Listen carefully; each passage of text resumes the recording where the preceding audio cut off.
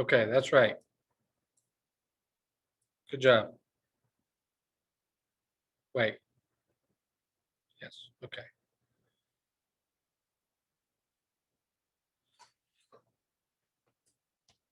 Yep, okay, good job. Very good.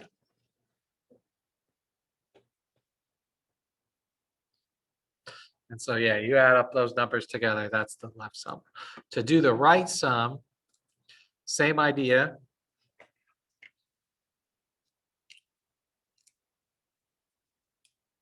So for the right sum,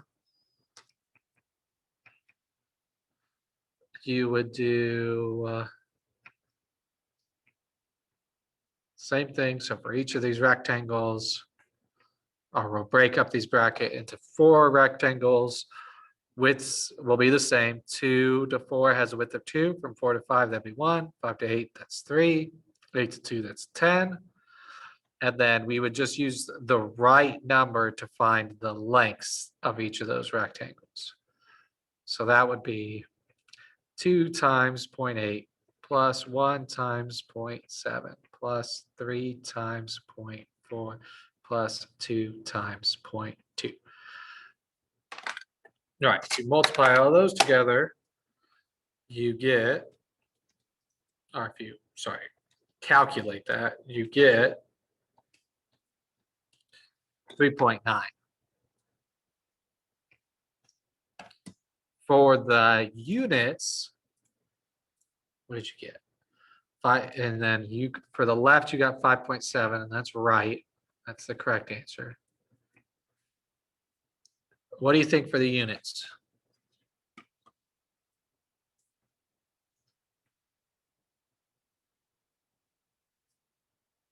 Got weeks on top being multiplied by feet per week. So if you think you got weeks times feet per week, and the weeks will cancel. So the units for these should be feet.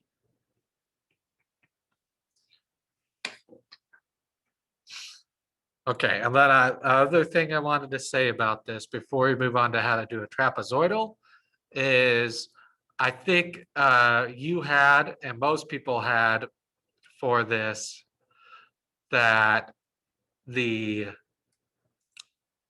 for the quiz, that this use was an overestimation when we used a left sum. And then I think you drew a picture to show that, or explained like that the rectangles went past the curve. So like they had this extra area. The reason that you want to put down that'll get you credit on the AP Calc test is because this is a decreasing function, right? Since our y values are decreasing each time, if you use the left number each time for the height or the length of your rectangle, then as a result, that'll be an overestimate. If you use the right number, then you're always using the smaller number, and that'll be an underestimate.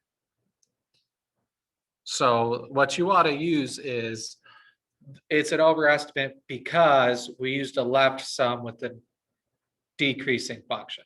That gives you the full credit for that quiz question we did. All right, let's talk about how to do a trapezoidal. A trapezoidal one is actually not that bad.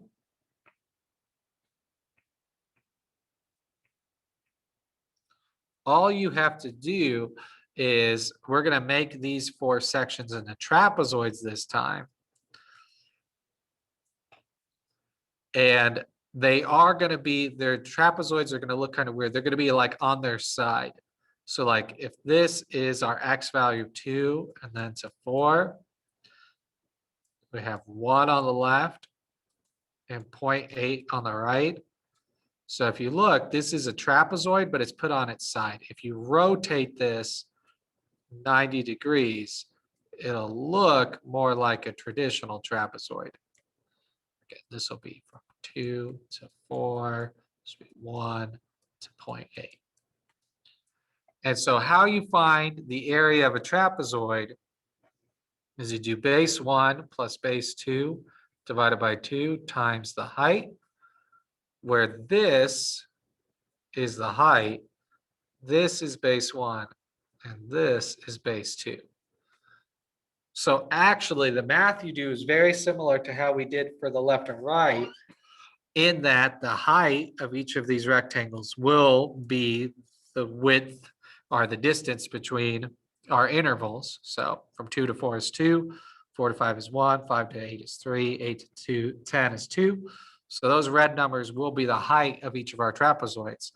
But we're going to multiply it not by the left, not by the right, but by the average of the left and the right. So we'll add these together and divide by 2. So it'll be 2 times 1 plus 0.8 over 2 plus 1 times the average of 0.8 and 0.7 plus 3 times the average of 0.7 and 0.4 plus 2 times the average of 0.4 and 0.2.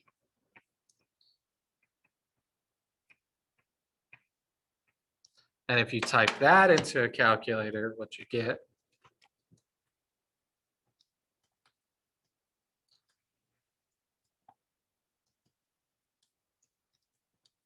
is 4.7, which you can see is like in the middle of those two answers.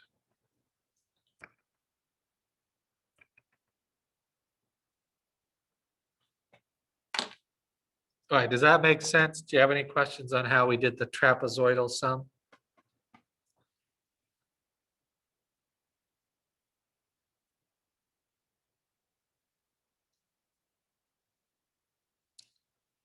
Okay, then what we're doing today, 6.10 is a lot of relying on your pre-calc skills.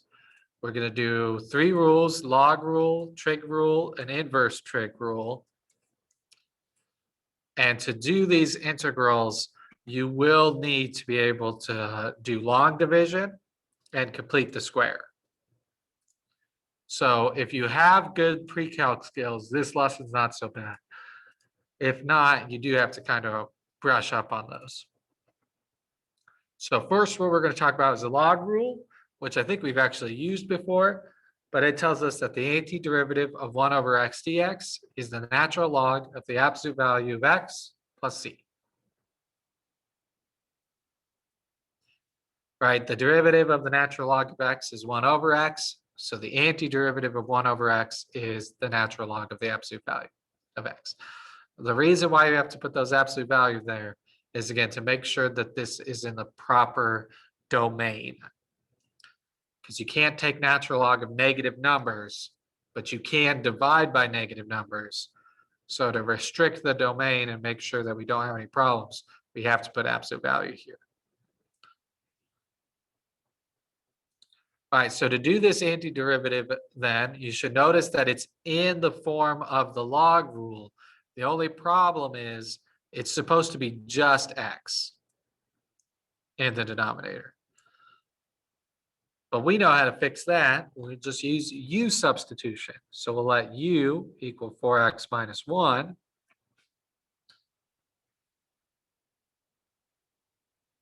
Then du would be the derivative of 4x is 4 dx. The derivative of negative 1 is 0. We got a problem though. This says 4 dx and this says 1 dx. We can fix that problem really easily though by just dividing by 4. So we'll get a fourth of du is equal to dx. And so now if we substitute, instead of 4x minus 1, we'll put u.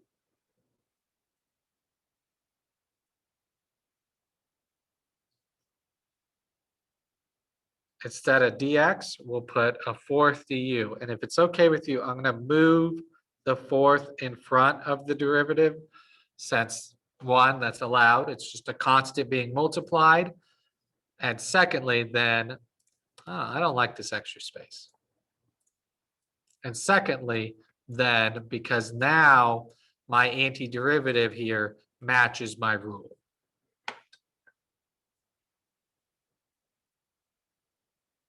So if I use the rule, the antiderivative of 1 over u du would be the natural log of the absolute value of u plus c.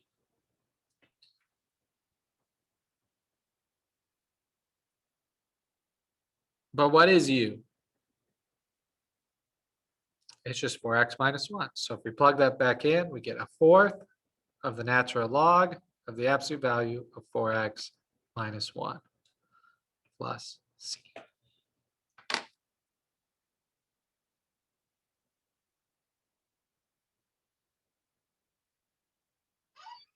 Why? Is there any questions on that?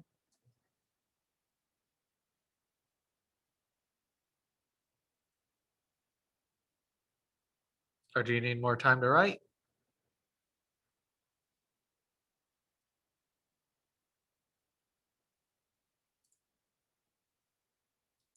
Okay, then it's your turn. Find the area of the region bounded by the graph, y equals x over x squared plus 1, the x-axis, and the line x equals 3. You might graph this first in your calculator to see what that region is. I'll give you 3 minutes to try this one on your own, and then we'll go over it. Actually, I'll probably stop halfway and give you a hint, just in case you're stuck.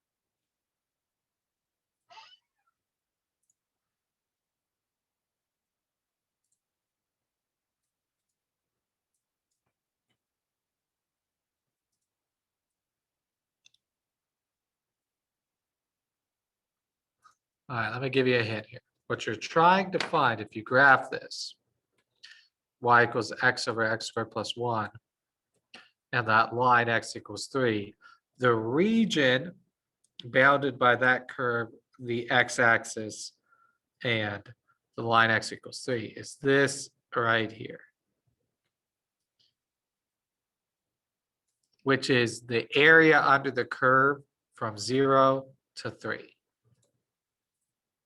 So what we need to find then is what is the integral from 0 to 3 of x over x squared plus 1 dx. And we can do this with the log rule, but we need our denominator to just be a single variable like u. So we're going to set u equal to x squared plus 1. Tell me what is du then. I'll let you take the problem from there. We start in the time, minute 30 left.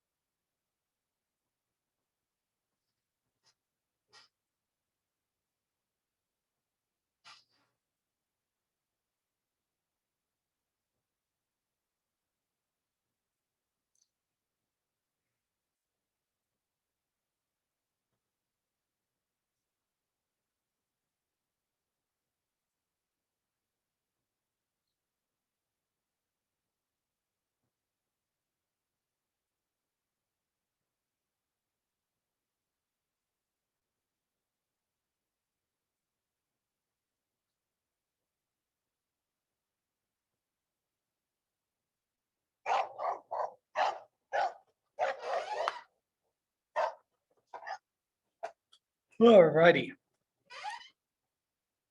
So what did you get for du?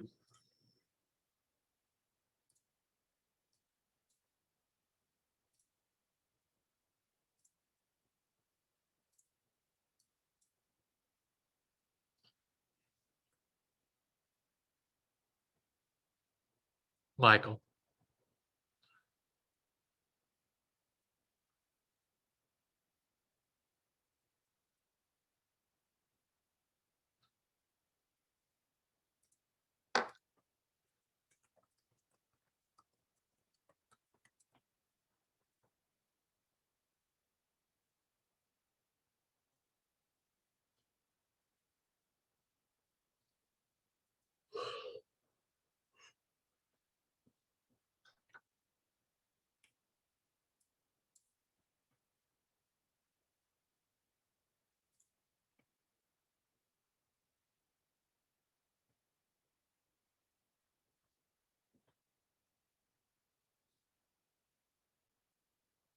Michael, are you there?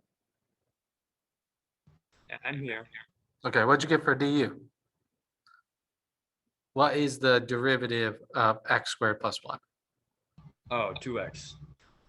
Very close. You're missing one tiny little thing, 2x dx. That's it. Oh, gotcha. 2x dx. Just to match the notation that we're using in this problem. All right, so you'll notice that there's an issue. I've got an x dx, but there's no 2. Well, we fixed that just like we did for the boat. Divide by 2. So that means a half du is x dx. All right. The other thing that we have to do for this problem, since it's a definite integral and it's got numbers here, is we need to substitute for these numbers as well. So we need to find u of 0 and u of 3, which really isn't that big of a problem. If x is 0, then 0 squared plus 1 is u of 0, which is 1. When x is 3, u would be 3 squared plus 1, which is 10. So this becomes the integral then of a half of 1 to 10. Instead of x squared plus 1, I'm going to put u. And instead of x dx, I'm going to put du times a half. And if it's okay with you, I move that a half to the front. We can now integrate that with the log rule fairly easily. That's just a half of the log, or sorry, the natural log of the absolute value of u from 1 to 10. If we plug that in, that's a half of the natural log of 10 minus a half of the natural log of 1. But the natural log of 1 is just 0. So this is just a half of the natural log of 10, which is about, if you type into your calculator, 1.151. Yay.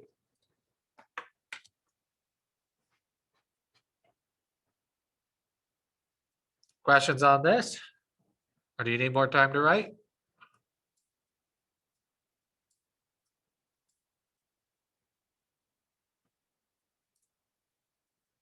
Okay, so let me show you one that's slightly harder now. If you try to do this problem, you can do this with the logarithm rule, but the problem is it is not set up right now in a format that will allow us to do that. Because if you let u equal x plus 1, du would be dx, and I'd have this and this to substitute. But this numerator is a mess. I've got nothing to substitute for that. So here's what we're going to do first. Instead, we're going to do log division. So again, if you're good on your pre-calc skills, then no problem. If not, here's a review. So if I want to take x plus 1 and actually go ahead and divide that through x squared plus x plus 1. Do you remember what's the first thing I have to do? What goes here?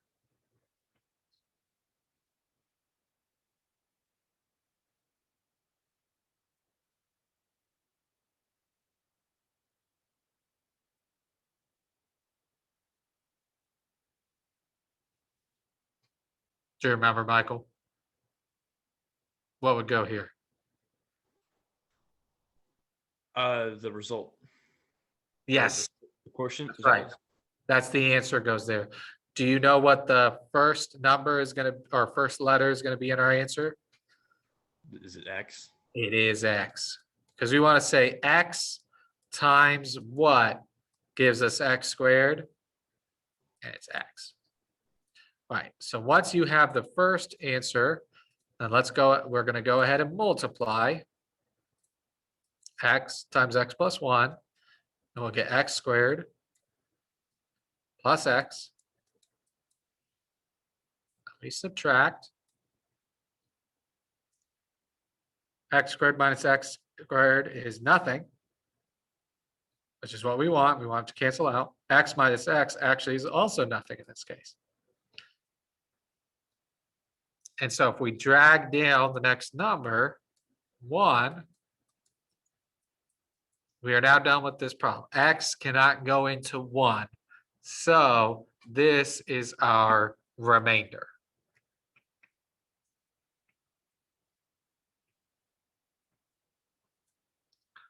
And so what we can do then is say that x squared plus x plus 1 divided by x plus 1 is the integral of x plus 1 that still needs to be divided by x plus 1. So if you actually go ahead and divide these through, x squared plus x plus 1 divided by x plus 1 is x, just x, plus a remainder of 1 that still needs to be divided by x plus 1. And now we can integrate this. I do the reverse power rule. So this power of 1 becomes a power of 2. And divide by that power gives us a half. And then this is the natural log, absolute value of x plus 1 plus c. Note that since the derivative of x plus 1 is just 1, we really don't need to do u substitution for this problem. If you did use substitution to take this derivative, you can actually do it fairly quickly. Set u equal to x plus 1. Du then would be dx. So then if I substitute, it becomes the integral of 1 over u du, which is the natural log of the absolute value of u plus c. But u is just x plus 1. So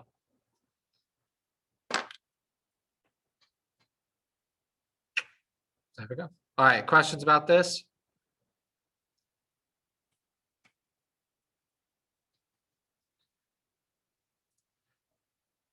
Okay, so I said we're going to do 3 rules today. That's the first one, our log rule.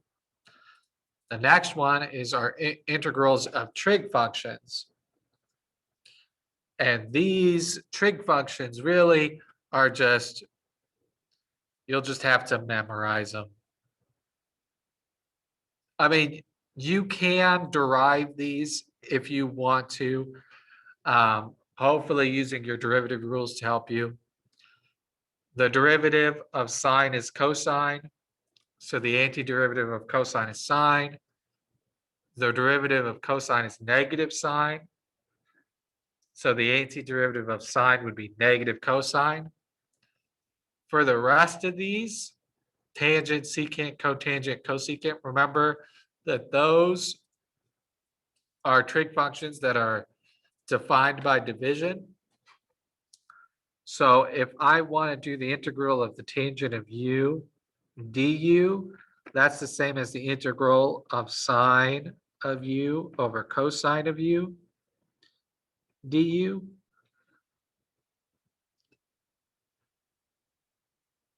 Oh, maybe I should have used x. Oh, whatever.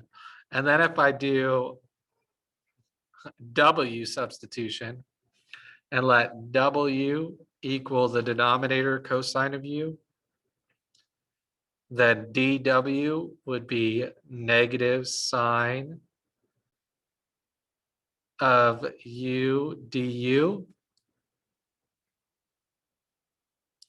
If I substitute in then, I get that this is the integral of negative 1 over w dw, which according to my log rule is the negative natural log of the absolute value of w plus c.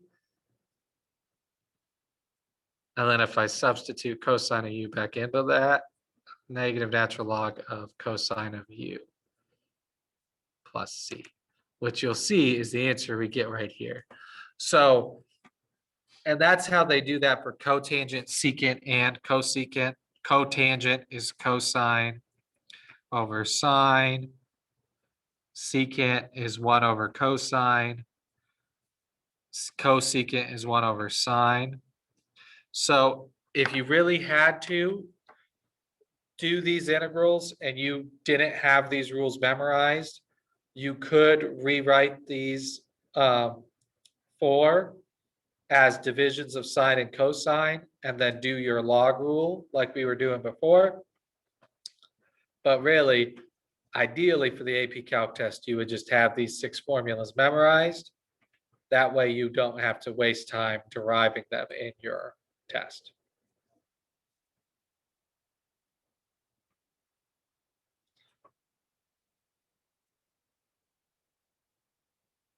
And again, these are in the textbook. They're also on the front page of they're in the front page of the textbook. They're also in the textbook, I think 5.7, section 5.7.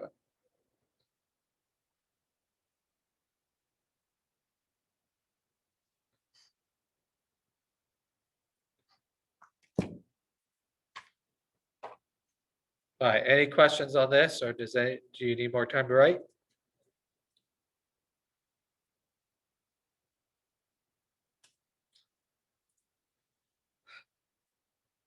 Okay. All right, then I'm gonna go ahead and skip this example for now, as practice. Just to make sure we get all of our rules written before you have to leave. So the last set of rules you need are the rules for inverse trig functions. And again, this is actually the last 3 integral rules that you'll have to memorize. But the antiderivative of the square root of 1 over the square root of a difference of squareds is the arc sine of your u over a values plus c. The antiderivative of 1 over the sum of squares, a squared plus u squared, is just 1 over a arctan u over a plus c. And the antiderivative of 1 over u times the square root of a difference of squares, u squared minus a squared, is 1 over a arcsecant of the absolute value of u over a plus c.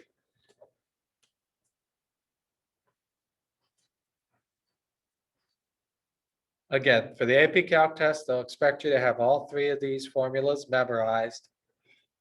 But I also tell you, they might ask 1 question about these on the whole test. It is not a heavily tested part of the AP Calc test. It is a very small portion of the test, but it is on there. You should hopefully know how to do these.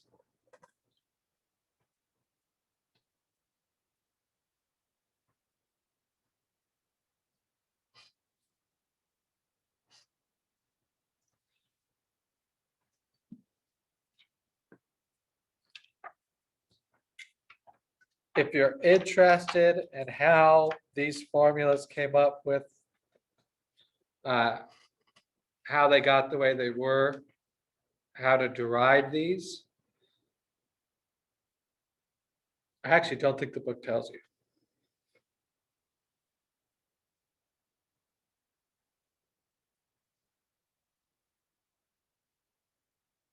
Yeah. Oh, it does. For further information, for a proof of it, see theorem, see an article that you have to go online to see.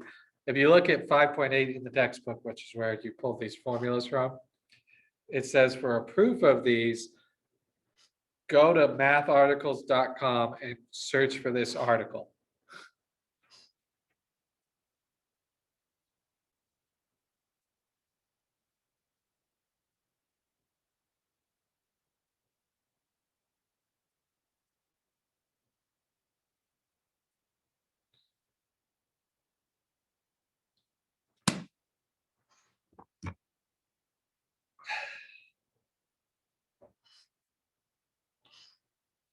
All right.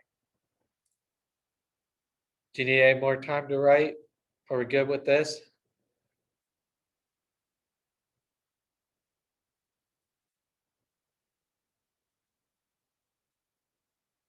Okay, then I'll be honest, how you use these is pretty much all just plugging in. So for example, for this one, it just relies on your trig knowledge. If you remember 1 plus tangent squared, whenever you see a trig function squared, that should be a hint that you're going to use a Pythagorean identity. And 1 plus tangent squared is actually just secant squared.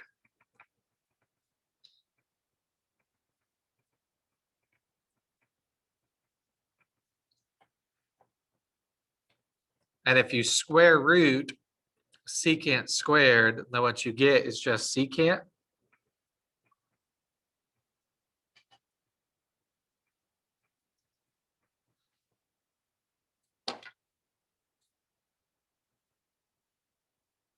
And then to take this antiderivative of secant, we just use our formula. So the antiderivative of secant is the natural log of secant plus tangent.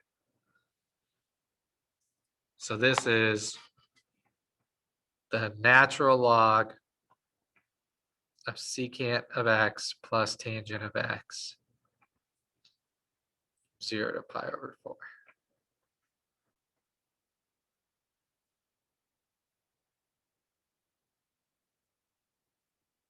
And so if we plug in our numbers pi over 4 and 0 and then subtract the results, we get the natural log of the secant of pi over 4 plus the tangent of pi over 4 minus the natural log of the secant of 0 plus the tangent of 0. And then ideally, you have to be good on your unit circle skills to solve this. The angle pi over 4 intersects the unit circle at the square root of 2 over 2, square root of 2 over 2. And at 0 degrees, at 1, 0. So if you remember, secant of any angle on the unit circle is 1 over y. Then for pi over 4, that'd be 1 over the square root of 2 over 2, which is the same thing as 2 over the square roots of 2, which is the same thing as 2 square roots of 2 over 2, which is the square root of 2. So this becomes the natural log of the square root of 2 plus, for tangent, the tangent of any angle on the unit circle is y over x. So the square root of 2 divided by the square root of 2 is 1 minus natural log. The secant of 0, again, our y value is 0, 0. So 1, oh, shoot, hold on. Sorry, 1 over x. Secant is the reciprocal of cosine. Mix that up sometimes. Luckily, that doesn't change your answer because the x and y values at pi over 4 are the same. So the secant of 1 over 1 is 1. And the tangent of 1 over, or 0 over 1 is 0.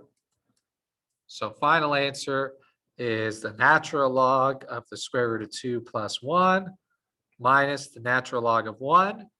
But again, the natural log of 1 is just 0. And if you did type this into your calculator, you would get, I think, 0.881. All right. 0.88. All right, I have more examples in a video that's been posted to the classroom that you can watch. Have a good rest of your day. See you Friday.